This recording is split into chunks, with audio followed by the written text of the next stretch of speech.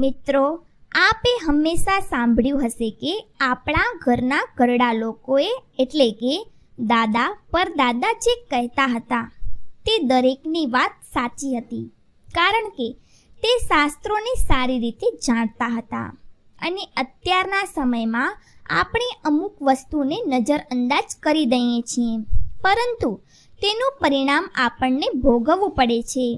તો ખાસ આ વિડીયોમાં અમે આપને 15 એવા ઉપાયો અને 15 એવી વાતો જણાવવા જઈ રહ્યા છીએ કે જે ભૂલો તમારે ક્યારે પણ કરવાની નથી.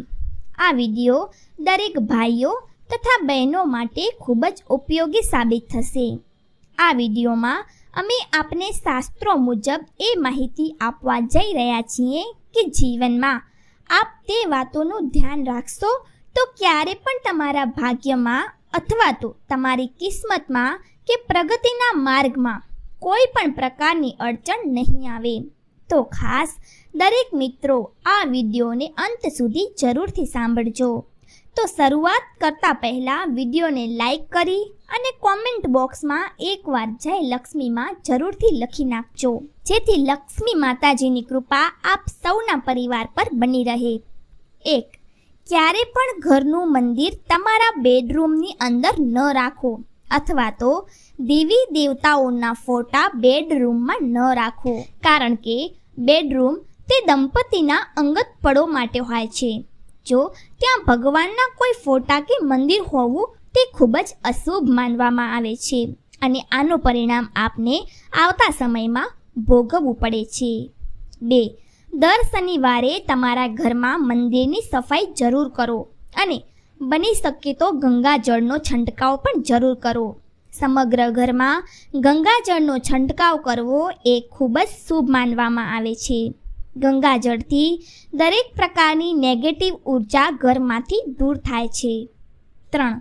ઘરમાં રહેલી સાવરણીને ક્યારે પણ ઊંચી જગ્યા ઉપર મૂકવી નહીં, અથવા તો દિવાલ ઉપર ટીંગાવી નહીં, તેમજ ચાલવાનો રસ્તો હોય ત્યાં રાખવી નહીં.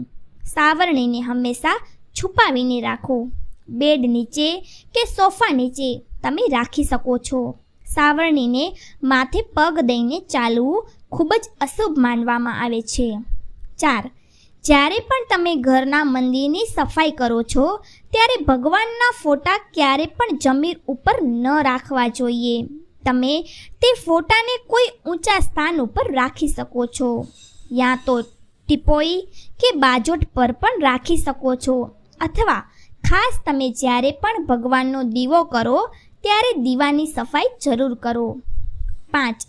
ઘરના મંદિરની આગળ એક પડદો જરૂર રાખો. આ પડદો તમે આખો દિવસ ખુલ્લો રાખી શકો છો, પરંતુ રાત્રિ પૂજા થયા પછી અવશ્ય પડદો બંધ કરો. આવું કરવું ઘર માટે ખૂબ જ શુભ માનવામાં આવે છે. 6.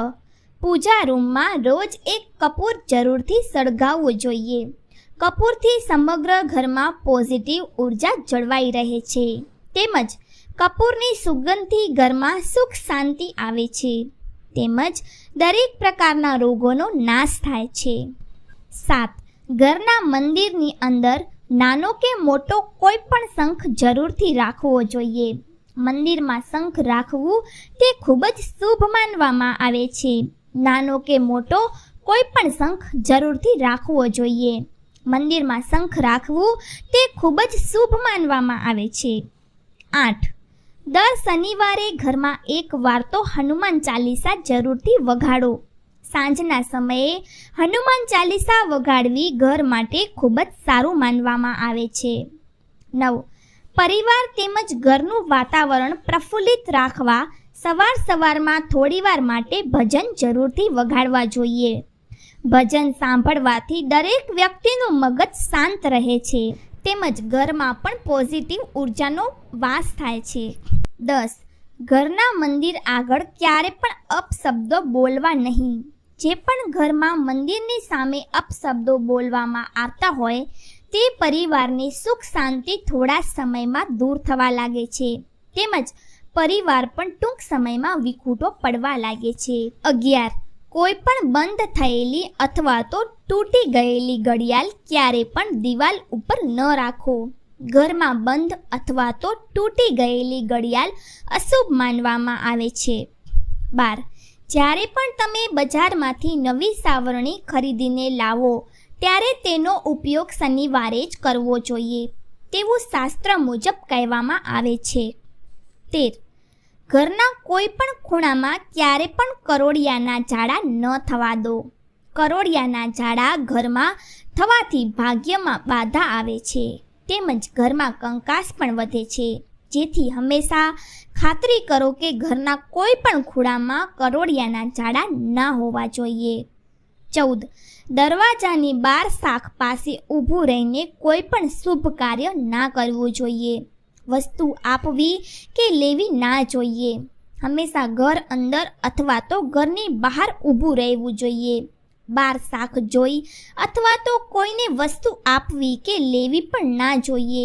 હંમેશા ઘરની અંદર અથવા તો ઘર પર ઊભું રહેવું એ અશુભ માનવામાં આવે છે. 15.